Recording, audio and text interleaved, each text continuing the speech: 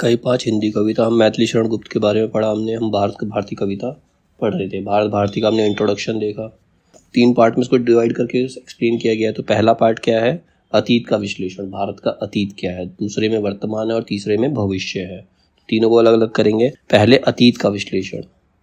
मुख्यतः अतीत खंड में कवि ने भारत के गौरवपूर्ण अतीत की सुंदर झांकियां प्रस्तुत की हैं। मतलब किस प्रकार हमारा देश था, मतलब हमारे देश का अतीत क्या था। लोग हमारी इज्जत किया करते थे, लोग हमारी प्रशंसा किया करते थे, हमें मानते थे। जिस प्रकार भारतेंदु ने भारत दुर्दशा में लिखा है, ये जो लाइन है ये भारत दुर्दशा की लाइन है। सबके पहले जेहि ईश्वर धन बल दीनो, सबके पहले जेहि सभ्य विधाता कीनो। मतलब सबसे पहले हमारे देश में ही सभ्यता आई थी, धन बल सबकी प्राप्ति हमें सबसे पहले हुई थी और हमें सभ्य भी भगवान ने सबसे पहले ही बनाया है। पहले लोग यहाँ शिक्षा प्राप्त करने आया करते थे और भारत क्या था, सोने की चिड़िया कहा जाता था। तो ये भारत दुर्दशा की लाइन इसमें बताई गई है। उसी प्रकार का भाव अतीत खंड में भी है। स्वाभाविक है कि इतिहास यहाँ वस्तुनिष्ठ अध्ययन का विषय नहीं है, बल्कि मिथक बनकर उभरता। मिथक मतलब वहम। कई लोगों को लगता है कि ऐसा कुछ था ही नहीं। मिथक का मतलब गलत सोच, मतलब गलत मान्यता। मिनक तो ऐसा लगता है कि ऐसा कुछ भारत में नहीं हुआ वो जो अतीत के बारे में बताया गया है। इतिहास का यह बहुत रोमानियत और नॉस्टैल्जिया से भरा हुआ लगता है।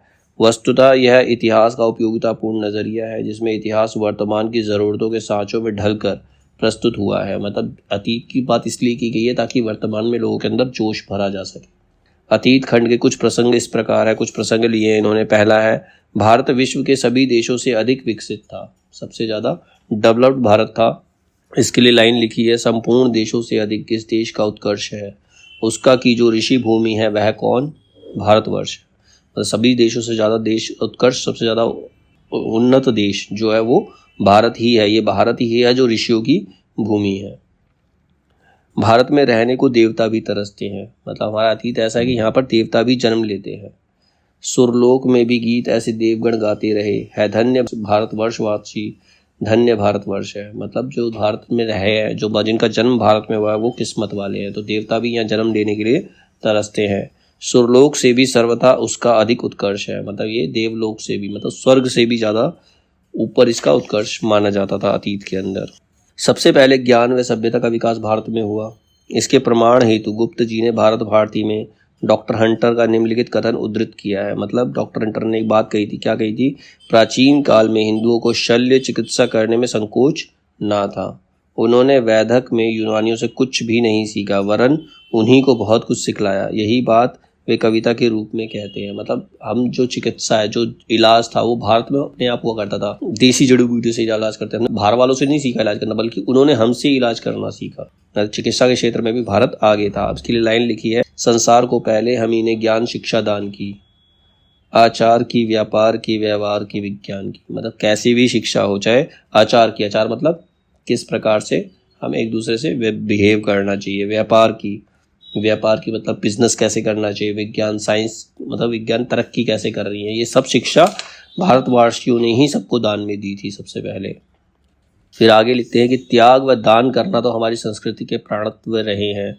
गुप्त जी लिखते हैं, मतलब हमारी संस्कृति का महत्वपूर्ण अंग है दान करना। सबसे बड़े दानी हमारे भारतवर्ष में ही हुए हैं।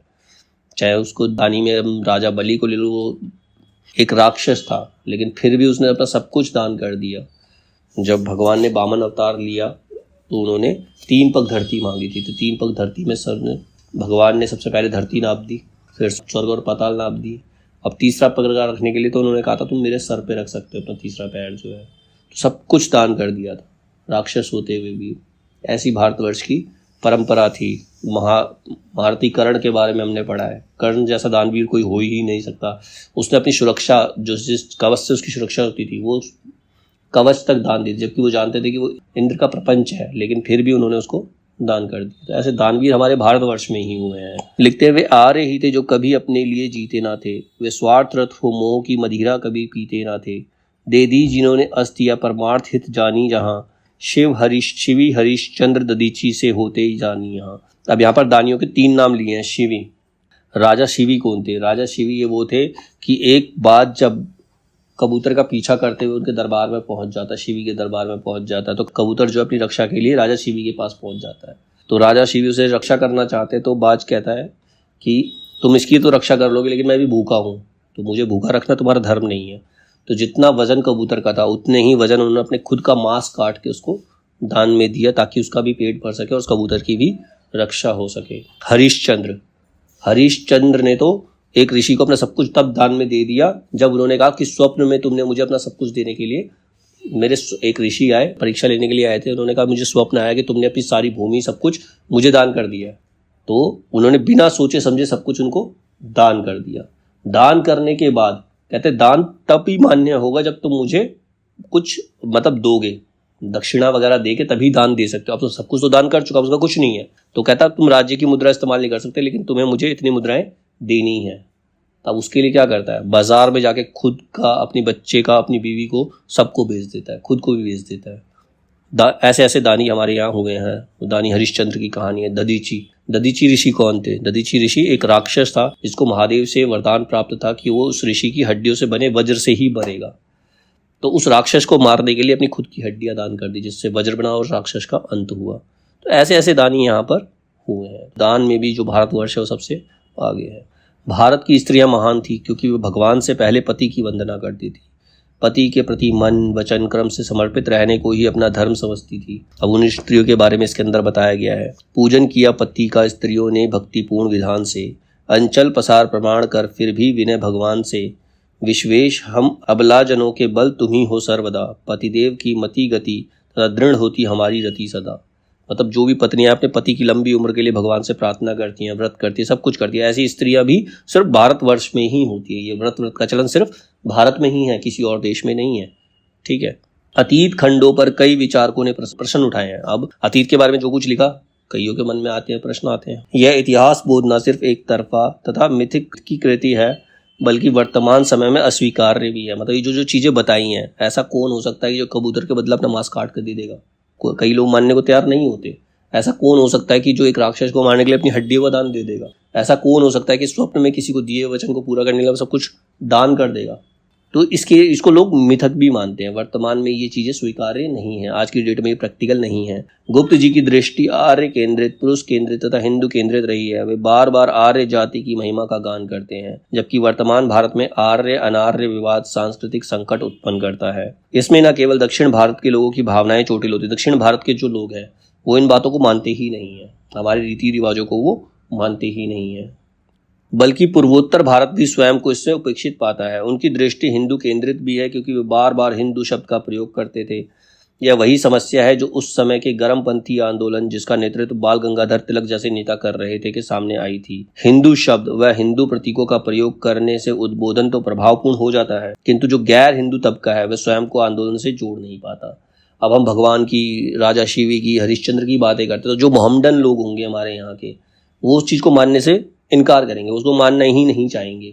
जैसे अभी अयोध्या में ही राम मंदिर बनने में कितने ही साल लग गए। क्यों? क्योंकि सारे हिंदू नहीं है, सब आर्य नहीं है, तो इसीलिए यहाँ समस्या है।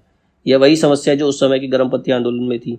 हिंदू शब्द व हिंदू प्रतीकों का प्रयोग करने से उद्बोधन प्रभावपूर्ण तो हो जाता है, किंतु गैर हिंदू तबका जो है वह स्वयं को आंदोलन से जोड़ नहीं पाता।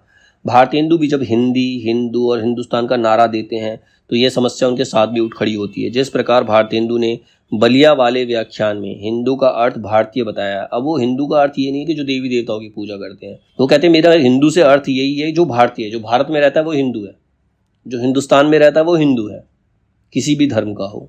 उसी प्रकार गुप्त जी ने हिंदू नामक रचना में हिंदू का यही अर्थ बताया, किंतु यह रचना भारत भारती के 15 वर्ष बाद 1927 में लिखी गई थी। इसीलिए आलोचक भारत भारती पर हिंदूवादी होने का आरोप लगाते हैं कि भारत भारती जो रचना लिखी है वो एक हिंदूवादी रचना है, वो हिंदुओं का ही उन्होंने गुणगान किया है इसके अंदर।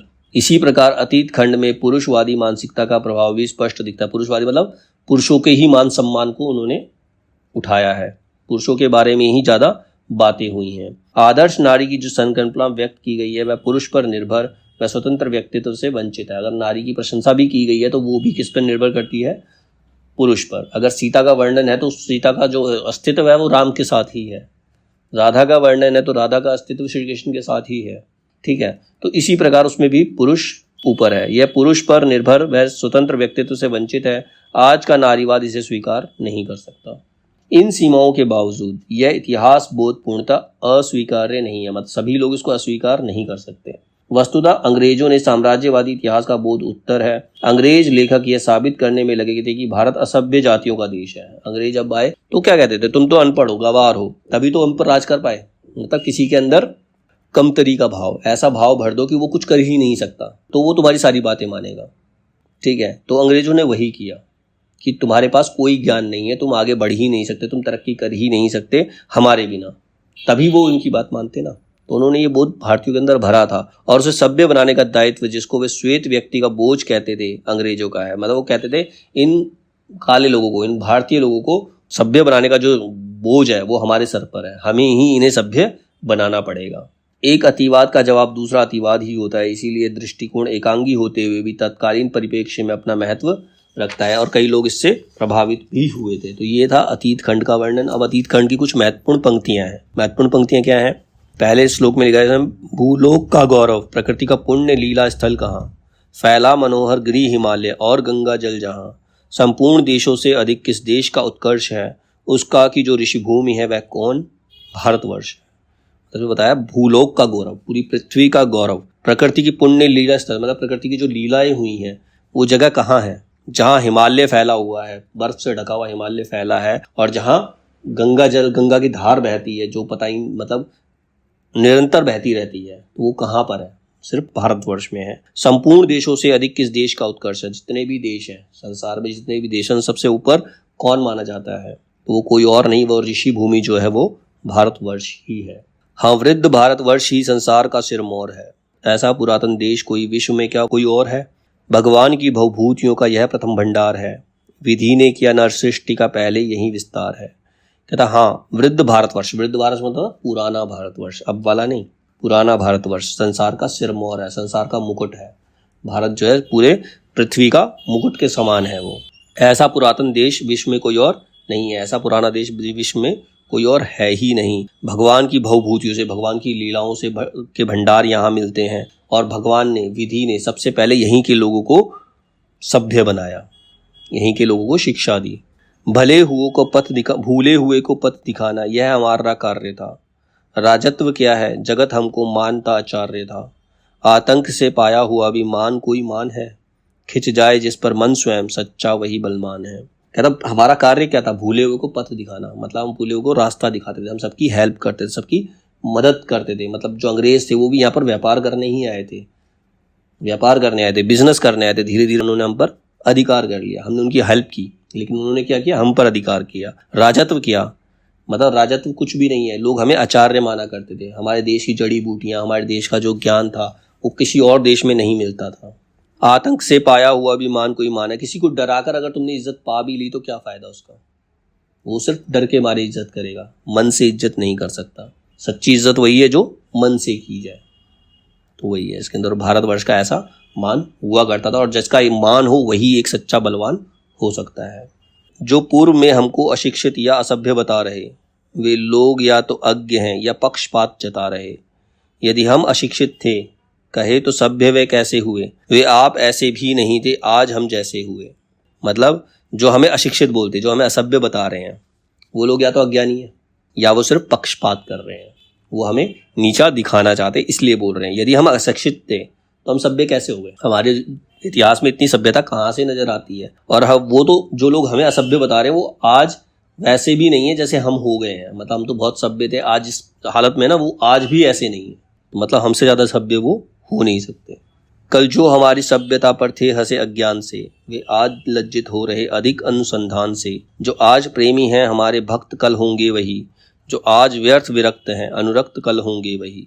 मतलब कल जो हमारी सभ्यता पर हंसते थे, तो अज्ञानी थे जो हम पर हंसते थे, आज वो लज्जित हो रहे हैं। जो हमने तरक्की की है, जो हमने अनुसंधान किए हैं, जो भी किया है उससे वो आज लज्जित हैं। वो आज हमसे प्रेम मतलब हमारे तरफ अट्रैक्ट हो रहे हैं। आज तो अट्रैक्ट हो रहे हैं, कल वो हमारे भक्त भी बनेंगे। और जो हमसे विरक्त हो रहे थे, हमसे दूर जा रहे थे, वो हमारे पास अवश्य आएंगे। तब भी कला कौशल यहाँ का था जगत के हित गया, है फाहियान विलोक जिसको मुक्त होकर कह गया। यह काम देवों का किया है मनुष्य कर सकते नहीं, दृग देख कर जिसको कभी श्रम मान कर सकते नहीं। मतलब तब भी वह कला कौशल यहाँ का था, मतलब जो भी जगत हित में गया वो सारा कला कौशल भारतवर्ष का ही था, जिससे मुक्त होकर लोगों ने तरक्की की। हमारी चीज़ों को इस्तेमाल करके लोगों ने डेवलपमेंट की है। ठीक है, जीरो की खोज, दशमलव की खोज सब भारत के अंदर हुई, आर्यभट्ट भारत के अंदर हुए, उसी से वो चांद पर जा सके, ग्रेविटी को सोच सके, न्यूटन का लॉ पढ़ा होगा, उन्होंने ग्रेविटी निकाली थी, तो सब भारत से ही निकला, तभी लोगों ने आगे तरक्की की। ठीक है, तो ये काम जो हमारे यहाँ के मनुष्य ने केवल देव ही कर सकते। तो जिनको देखकर, हाँ, यहाँ के लोग ऐसे हैं जो काम को देखकर थकते नहीं है, सिर्फ मेहनत करते, काम करते हैं। तो ये था हमारा अतीत खंड और उसकी महत्वपूर्ण पंक्तियाँ।